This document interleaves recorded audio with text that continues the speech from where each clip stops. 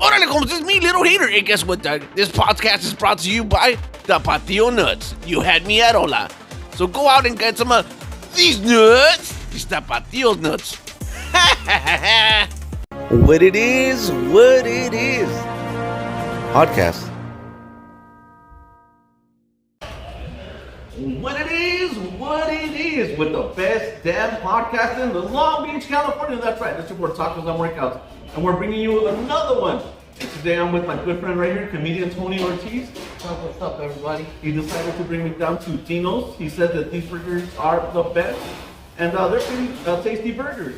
But we're here to talk about him, what he's been up to, and what he's doing with his comedy. You want to go ahead and introduce yourself? My name is Tony Ortiz.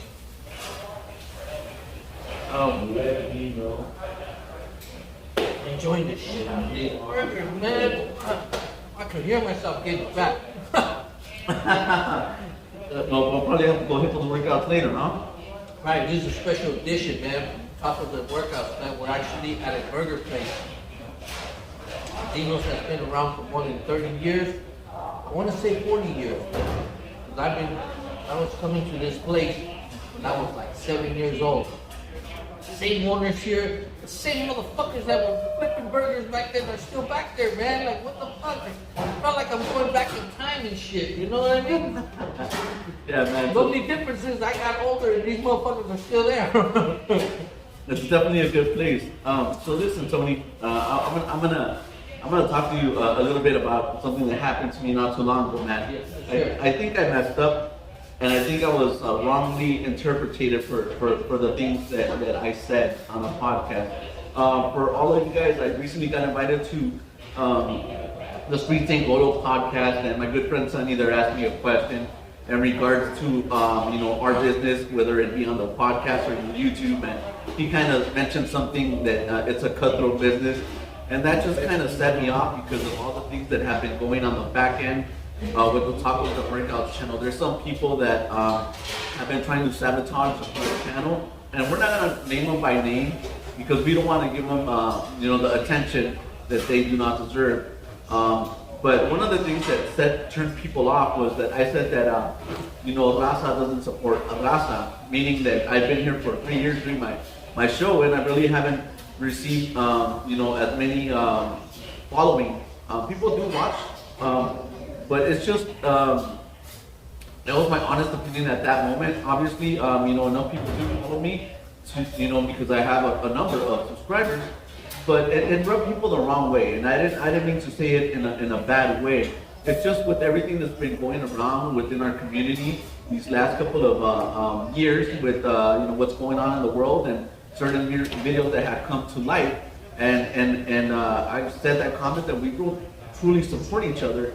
I think there's better things that we could do, and because I've been feeling it on my end. Other, like I said, podcasters, YouTubers trying to sabotage my channel. What have been your experiences, Tony, with your channel and your podcasting and comedy? The people that I bring onto my show, some of them are in recovery. I'm not gonna say those 2 letters. But they are in recovery. My podcast is based on recovery and in comedy. So I have both guests. I have people that are in recovery, and I also bring on some comedians. We have to combine that and create a comedy and recovery. And so the people that I brought on, man, the whole thing about the podcast that I do is to have fun and to advertise it. Even if they have a podcast, I'll shout out. You know what I mean? It's like, hey, support this channel. Because that's what it should all be about. It's supporting each other, man. Sure. Because guess what? If I come up, you're coming up. And that's how it should be. And I think that that's how it should be also in comedy. You know what I mean? Because you never know. You never know. Like, let me tell you guys, man, one thing. You're always going to remember the person that helped you.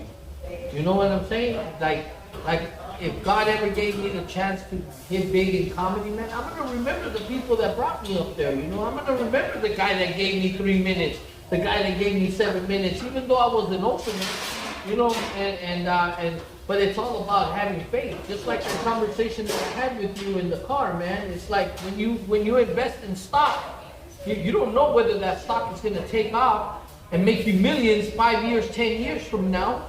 You know, but you got to have faith, and you got to continue to support that or give to that stock, man. It's the same thing with either a podcast, a comedian, or anybody, man. You stick tight, whatever, and you help each other out, man, and then the blessings come later, no?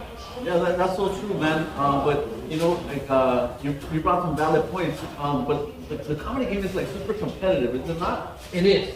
And you know, the sad thing about comedy is that, let's say I have a funny joke, and what happens is, this is my experience as older comedians tell me that, you know, there's people that go out to open mics, there are people that go out to comedy shows that are connected with big comedians like Dave Chappelle, like Carlos Mencia, Bill Burr, you know, just big comics, man, that are out there, and they listen to these small comics at like ground level platforms that and they steal their jokes, man, and they take it to them, and it's not verbatim what they say, man, but it's just like they'll use that premise and they'll run with it, and that's really fucking sucks, because if your joke comes out on TV by a certain comedian, that comedian owns it, even though that was your material. But they own it in the sense that it gets recognized as if they came up with that joke? Exactly. So let's say that you said a joke and I happen to get on Netflix and said your joke, I'm the one that made it up. You know what? Something similar happened to me recently, and now like with jokes, as you guys know, I've been trying to do comedy. You see little hater out there doing his things, and some of you like them, and thank you for supporting little hater. Look, when we started our channel 3 years ago, I was here to motivate and inspire, and we've done so. But we've done so to the point where we've motivated and inspired people to actually rip off our content and rip off exactly what we're doing. You know, they constantly watch our channel, but they're watching it for the wrong reasons and performing the platform and trying to present it as their own. So I think that that's wrong when people do that. But you know what? At the end of the day, I'm gonna stop concentrating my attention towards that negative energy, because that's not what I'm really all about. It kind of ties into what Tony was talking about, people stealing your jokes, and this instance would be like stealing your format and whatnot. I think it's sad, because we're supposed to be helping each other and building each other. And I hear all this talk about unity and raza and all that, which I love, right? But we have to start honestly putting the work and actually do that, man. Because look, one of the things that I said on a different podcast was that Joe Rogan probably has the best podcast right now, right? He's on Spotify and he's huge, right? But when Joe Rogan elevated to the next level, not only did he elevate, but he brought all his friends. Now everybody has a podcast. In our community, we're not so quick to do that. I think we need to do that both in the podcasting and YouTubing and comedy.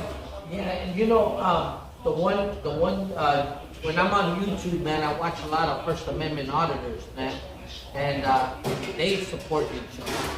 You know, like if you're out there doing the work, man, and another YouTuber that's doing the same thing, if he's a First Amendment auditor, or if he's a cop watcher or whatever, man, you know, he's gonna put that person on in his channel and tell him about it. Hey man, come check out this guy, he's doing fantastic, you know, he's doing the work, and blah blah blah, and this and that, man. Subscribe, like, and share, and that's how they support each other, man. You know, and that's how I think that's how everybody should be. All podcasters, all comedians, and just in general, man. Everybody doing the thing. If there were a way, Tony, to kind of fix this problem, how would we go about doing so? I mean, it's hypothetical because not all problems like this can be fixed, but what would help to kind of alleviate that tension or that joke stealing or that idea stealing? Do you see anything that could actually? Man, I think it's just up to the person. You know, it's like they say, you know, drop that ego, man. It's an ego issue. It's an ego issue, man. Like, you know, ego not my amigo. All right, At the Regal Beagle. all right. Rico Vigo, where's that from? No, Where's that from? Regal Beagle? No, come on, man. The Regal Beagle was with the three, what was that with Jack Tripper? Three's Company. Oh, Three's bro. Company, okay. Yeah, the Regal Beagle. I remember Suzanne Summers. Yeah. All right, let's switch it up a little bit. We're getting a little too serious. So tell us, who are your favorite comics? Oh man, I love Bill Burr. Bill Burr's one of my favorite comics. Dave Chappelle, Joe Coy. Fluffy, he was good in the beginning. I mean, he's really famous, you know. But my best out of all, man, I can listen to Bill Burr all day long. I feel like my comedy is just like his. Bill Burr? Bill Burr, yeah. Because he's a storyteller. You know what I mean? And so I think, you know, that's kind of my comedy. Are you familiar with Patrice O'Neill? I love Patrice O'Neill, man. Too bad. Bill Burr. Bill Burr? Bill Burr. Yeah. I love that motherfucker. What is it so much about his comedy style that you like? He's a storyteller, man, and he calls it like it is. Like, you know, there's this one set that he talks about, like, old people, they think they got privileges and shit, and this little old lady just fucking cuts him off, and he's all like, I hit this bitch with my elbow. He wasn't, you know, he's trying to talk his way out of not fucking this little old lady up, man. I was fucking dying, man. I love Bill Burr. Yeah, he's definitely a funny dude. Yeah, he is. He talks a lot of shit about his wife, too. And he sounds racist, man, but he really isn't because his wife is black. You know what I mean? So, yeah. Yeah, he just talks about his life experiences and all that. Yeah. So, you know, like, I think you said that you kind of like, your comedy style is somewhat like his. Yeah, I want to say it is to a certain degree, you know, because I'm also a storyteller. So, I talk a lot about growing up as a Hispanic, you know, a Latino is, you know, all a Latino neighborhood and stuff like that. So, yeah, man. So what other comics are kind of like a storyteller, kind of similar to like what? You know, Gabriel Iglesias. He, you know, now that he's a big name, he kind of stretches out his comedy with the way his experience in life and stuff. Okay, so he's more like a storyteller as opposed to a comedian? Yeah, you know, because a comedian, man, can have a set, you know, and it's just like, it's a constant game, man. It's like a boom, boom, boom thing, you know? You want to keep people laughing. You want to keep people laughing, you know what I mean? And the more you keep people laughing, man, the better you feel inside, man, because you know you have the crowd, you know what I mean? So it's like I was told that when you're on stage, you control the stage, you know, you control the crowd, you know, and that's how it is when you're up there, man. And once you got the crowd on your side, man, it just naturally comes, man. How do you deal with hecklers?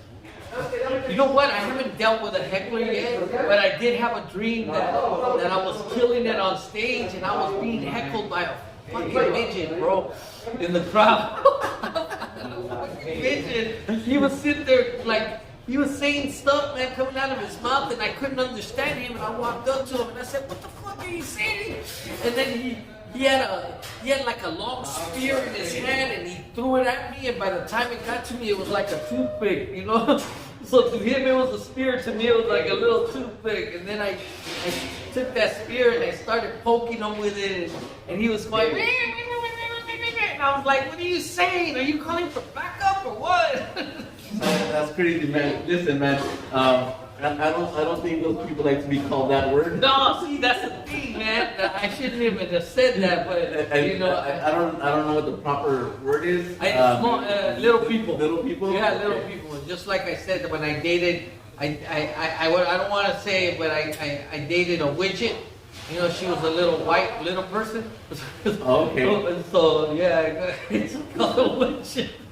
Yeah. But you know what? That's one thing about comedy. It's kind of like, you guys know, like, all the things that have been going on. You know, I think earlier this year there was a little bit of controversy with Dave Chappelle and the you know, that movement. You know, I don't want to say the name. But it's comedy is comedy, and there's good comedy and bad comedy. Man, my intentions are not bad. You know what I'm saying? Like, I don't want to disrespect anybody, man, but comedy is for people to laugh. I truly believe that laughter is a universal medicine, man, and it can cure a lot of things, man. If you're going through if you're having a bad day, man, and somebody makes you laugh, it's like you totally forget about that day, man. You know? For sure. You know what they say? They say a comedy is contagious, and I 100% believe it. As I also feel that negativity is also contagious, man, and so that's why we try to stay away from it. See, here's the thing, man. If you're gonna go to a comedy show, you're there and expect the unexpected from another comedian. But if you're there to judge, then you got no business at a comedy show. If you're gonna get offended, you have no business at a comedy show, man. A comedy show, it's all for laughs, man. I mean, I've been to comedy shows where they talk about Mexicans. You know what I mean? This one black guy, he's all like, man, I've never seen so many Mexicans in this room. He said, I thought I was in the kitchen.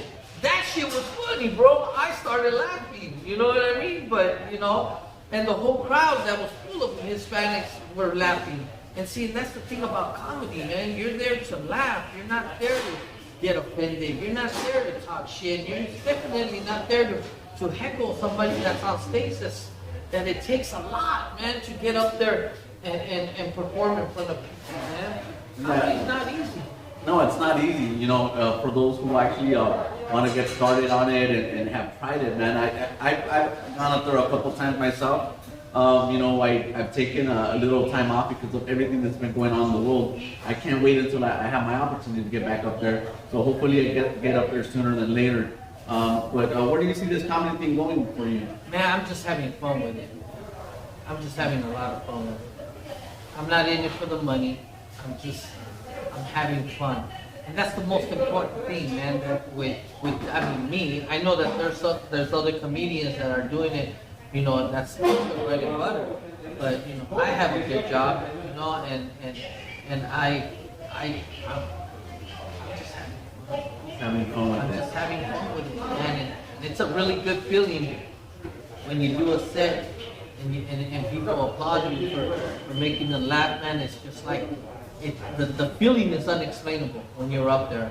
Especially when you got a big ass crowd, man. And, it is nerve breaking. It is, man, when you go up there, because you're thinking, am I going to make people laugh? Is there going to be somebody that's going to talk shit? And, you don't know what to expect from the crowd, man, but you got to learn how to read your audience, man. If you have 70% cholos in there, you know what I mean? And you talk about the Raiders, you're going to get beat up after the fucking comedy show. If you say about the Raiders, you're going to get your ass. And then if you got a lot of white people, man, and you're talking about Mexicans and like how you grew up, they're not going to relate to your comedy. I guess what you're trying to say is you have to, within comedy, you gotta learn how to read the room and whatnot. You gotta read the room, man. Know your audience. You gotta know your audience. You gotta read the age limit, because I could talk about, don't squeeze the charming, and if there's a youngster in the crowd, like, what the fuck, what is he talking about? But if you're my age, you're gonna be like, well, yeah, I remember that shit. Don't squeeze the charming, And I said a joke on that during the pandemic. When all the toilet paper was all being fucking vanished and shit, we were like, Mexicans didn't care about toilet paper, I think they did. They were the first ones out there. No, man, we were looking at the socks. You know what I mean? The socks? The socks, yeah. Because we can wipe our ass with the socks, man. And they are recyclable. You can use them again once you wash them. You don't have to throw them away. Yeah, I don't know, Tony. Maybe in your household, but not mine. Yeah, my dad came home one time with no socks, and I was like, I know what happened to your socks. Oh, man. Yeah, man. So who won the toilet paper games? You know what, man? I guess the white people all took all the toilet paper. There was a guy that was busted crossing the border with tons and tons of rolls of toilet paper. They arrested him like he had kilos of cocaine. You know what I mean? And that's where the joke came in. Is like one of the border patrols took some of the toilet paper home, and his wife's like, oh my God, what do you have? He goes, I got the good stuff, Charmin. And she grabbed it and he goes, don't squeeze the Charmin. You know what I mean? And older people got the joke, but the youngsters were like, what is this fool talking about? You know what I mean? If they don't, again, man, it's you have to learn how to read your age that's in the majority of the crowd. So you obviously do your stand-up, you do your comedy, right? You do your podcast. Do you do like TikToks? Do you do I do like that? TikToks, man. You can view me on TikTok on Tony Ortiz 5177. I have a couple of TikToks that I've been doing. So what do you think about all these people out there doing like hundreds of TikToks and all that? I mean, is that like... I think some of the people that are out there just trying to... I'm like I said, man, if I do TikTok, if I do my podcast, or if I'm doing comedy, it's all about having fun with it. Other people are trying to get the views and make something of something, man. Look, if it's gonna happen, it's gonna happen. If it's gonna go viral, it's gonna go viral. You can't control that. Yeah, but I don't understand how some people wanna like make that a career. Like it's like I wanna like make this my job, like doing TikToks. I'm pretty sure there's a way to do it. I myself, I don't know what that is. That's hard, man. It's hard to say because, like I said, man, if it's like winning the lottery. Oh yeah. You know what I mean? If you're gonna get paid for TikTok, man, the chances of you getting like going viral on a TikTok fucking video, man, it's like fucking the lottery, bro. You play it every week, you film every week, and hopefully somebody would watch it to where they're gonna say like, hey man, that's a funny video. Let's interview this person, But what are the chances? It's like trying to hit the lottery, man. I'm not hating on them, If you're doing TikToks, man, go ahead, man. I'll watch them. I'll fucking laugh if it's funny. You know what I mean? All right, guys. So we were lucky enough to come to Tony Ortiz's favorite spot. You got to know him. Check him out on all his platforms. Tell them where they're at. I'm on Facebook. You can look me up on Facebook. It'll be under Antonio Ortiz. Or on Instagram at Tony Ortiz 5177. My TikTok is Tony Ortiz 5177, and I believe that there is a YouTube channel under Tony Ortiz 5177. Some of my early comedy that's posted there. I haven't posted any recent ones because I'm old school, man. I don't know how to work all this damn shit, all this gadgets and shit. My phone is smarter than me. You know what I mean? I always gotta ask, Alexa, tell me this, bitch. All right, guys. Do me a favor, subscribe to the channel if you haven't done so already, and check out the best damn podcast in Long Beach, California. I'll see you guys next time. Peace.